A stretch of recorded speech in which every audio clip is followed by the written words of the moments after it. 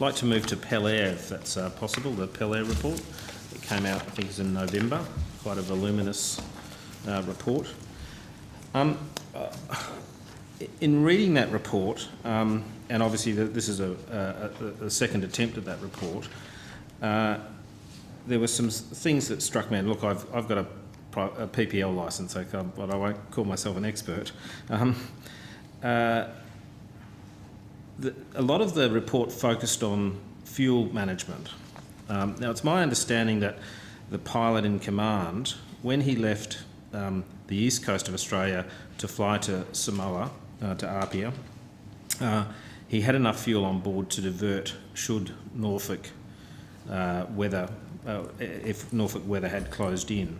But on the way back, because of the distances involved, he only had 87% fuel on board. But had he had 100%, it would have made no difference in terms of his ability to divert once he'd arrived on scene in Norfolk. Would you agree with that assessment?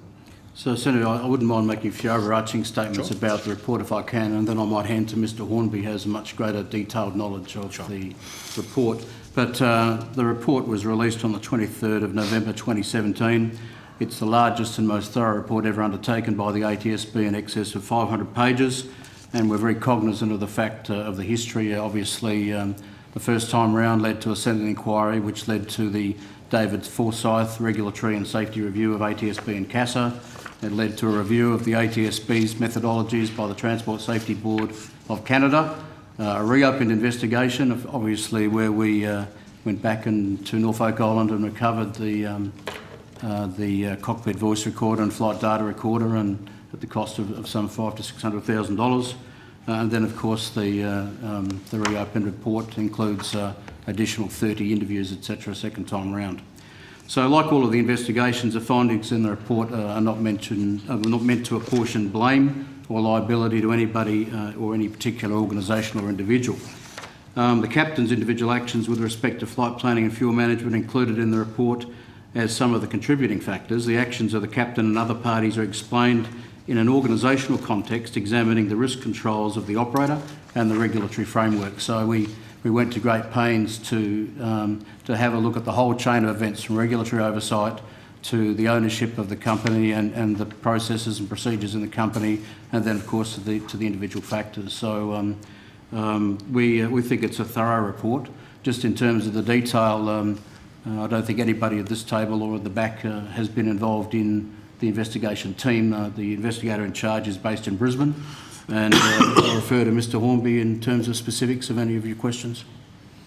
Senator, in terms of the key safety lesson from this is that weather can change at aerodromes at any time, and I think that's a really important lesson for flight crew, operators and for regulators, and consequent to that, it's very important that you have in place robust and conservative fuel planning and in-flight fuel management processes. Now, that is caught up in the context of weather. As you mentioned, when that crew left Samoa, they didn't have maximum fuel on board. During the course of the flight, the weather at Norfolk Island significantly deteriorated. In terms of the safety factors that we pulled out with weather, it was the fact that they weren't given that extra weather information that might have helped them make extra decisions about diverting before the point of no return. But likewise, the crew didn't proactively seek that weather information in time to allow them to make autonomous decisions before reaching the point of no return. As Chief Commissioner Hood mentioned, that is caught up in the context of the risk controls that we brought out in this investigation. So that was for the operator in terms of fuel guidance, fuel planning guidance, and also training for crew. With the regulator, it's caught up with this operator, this type of operation, aeromedical operations, not being regulated to the same standard at that time in terms of comparisons to public transport operations. Now, a number of those issues have been addressed, particularly with fuel planning. So these types of operations now are required to designate an alternative aerodrome for these types of flights.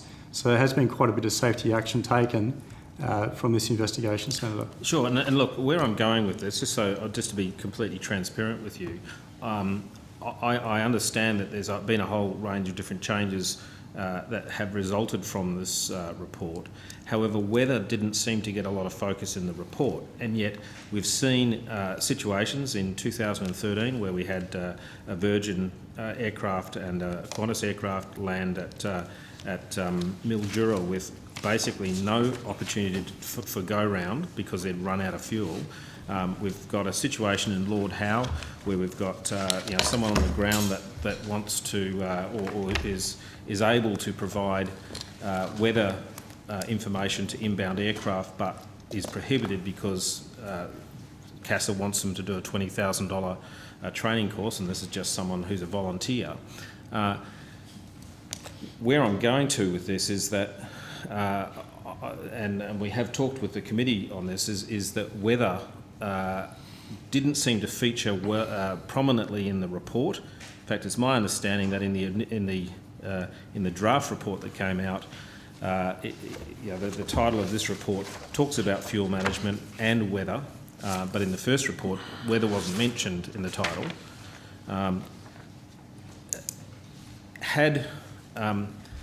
So just going back to my original question, it's my understanding that had the pilot in command had 100% fuel in the tanks, it would have made no difference to the outcome other than he perhaps could have had a few more attempts at landing before he ditched. Would that be fair? Senator, we're happy to take any questions on those in terms of the technical elements of the report. As Chief Commissioner Hood mentioned, the investigator in charge is based in Brisbane, but we can take that. But in the report itself, if there's maximum fuel on board and you had reached Norfolk Island, then there would have been opportunities to make other decisions and spend more time. Yeah, well, okay, then it goes to some of the,